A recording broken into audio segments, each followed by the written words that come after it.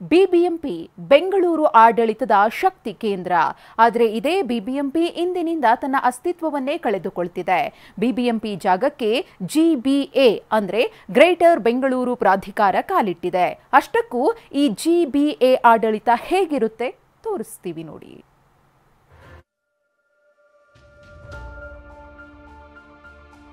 ಇನ್ಮೇಲೆ ಬಿಬಿಎಂಪಿ ಇರಲ್ಲ, ಜಿಬಿಎ ಅಂತ ಇರ್ತದೆ. ಈ ಗ್ರೇಟರ್ ಬ್ಯಾಂಗ್ಳೂರ್ ಕಾನ್ಸೆಪ್ಟ್ ಅನ್ನ ಏನು ತಂದಿದ್ದಾರೆ ಅದು ಯಶಸ್ವಿ ಆಗಲಿ ಅಂತೇಳಿ ಕೂಡ ಹಾರೈಸ್ತೇನೆ. ಬೆಂಗಳೂರನ್ನ ಕ್ವಾರ್ಟರ್ ಮಾಡಬಹುದು, 3 ಭಾಗ ಮಾಡಿ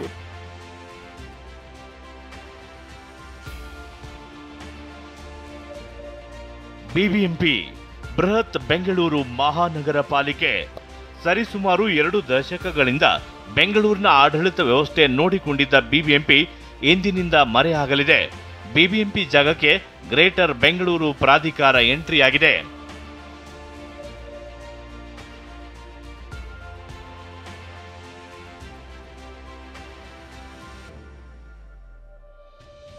ಬಿಬಿಎಂಪಿ ಆಡಳಿತ ಅಂತ್ಯ, ಗ್ರೇಟರ್ ಬೆಂಗಳೂರು ಉದಯ. ಇಂದಿನಿಂದಲೇ ಗ್ರೇಟರ್ ಬೆಂಗಳೂರು ಆಡಳಿತ ಕಾಯ್ದೆ ಜಾರಿ.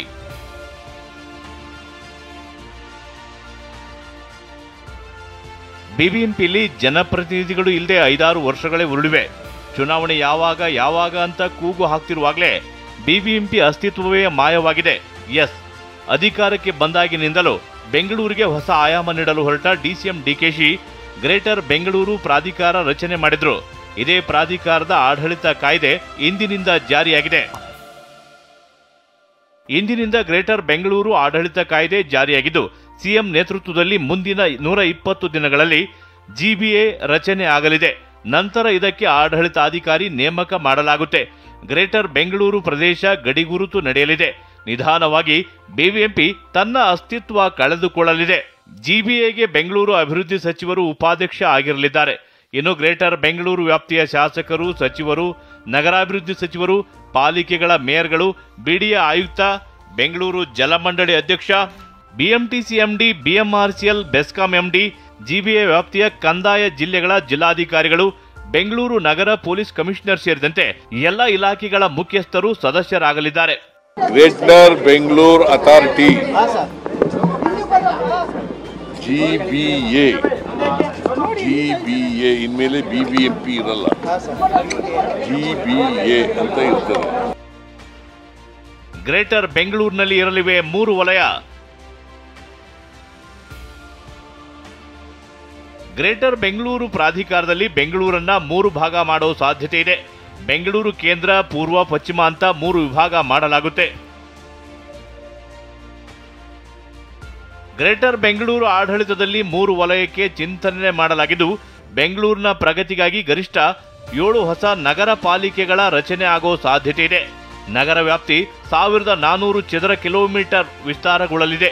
ಇನ್ನು 22 ಗ್ರಾಮಗಳ 9200 ಹೆಕ್ಟೇರ್ ಭೂಮಿ ಸೇರ್ಪಡೆಯಾಗಲಿದೆ. ಬಿಡಿಎ, ಬಿಎಂಆರ್ಡಿಎ, ಬೆಸ್ಕಾಂ, ಬಿಡಬ್ಲ್ಯೂಎಸ್ಎಸ್ಪಿ ಸಂಸ್ಥೆಗಳ ಸಮನ್ವಯತೆ ಇರಲಿದೆ.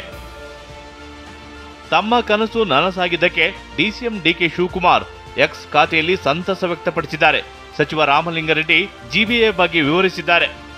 ಗ್ರೇಟರ್ ಬ್ಯಾಂಗ್ಳೂರು ವ್ಯಾಪ್ತಿ ಏನಿದೆ ಅಷ್ಟರಲ್ಲಿ ನಾವೆಲ್ಲ ಕೂಡ 3 ಮಾಡಿ ಅಂತ ಹೇಳಿದ್ದೀವಿ. ಆದರೂ ತೀರ್ಮಾನ ನಮ್ಮ ಶಿವಕುಮಾರ್ ಅವರು, ಮುಖ್ಯಮಂತ್ರಿಗಳು ಏನು ತೀರ್ಮಾನ ತಗೊಳ್ತಾರೋ ನೋಡಬೇಕು.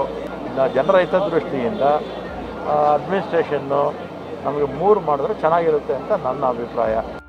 ಸರ್ಕಾರದ ನಿರ್ಧಾರದ ವಿರುದ್ಧ ಕಿಡಿಕಾರಿರುವ ಬಿಜೆಪಿ ಗ್ರೇಟರ್ ಬೆಂಗಳೂರು ಅಲ್ಲ, ಕ್ವಾರ್ಟರ್ ಬೆಂಗಳೂರು ಎಂದು ವ್ಯಂಗ್ಯವಾಡಿದೆ.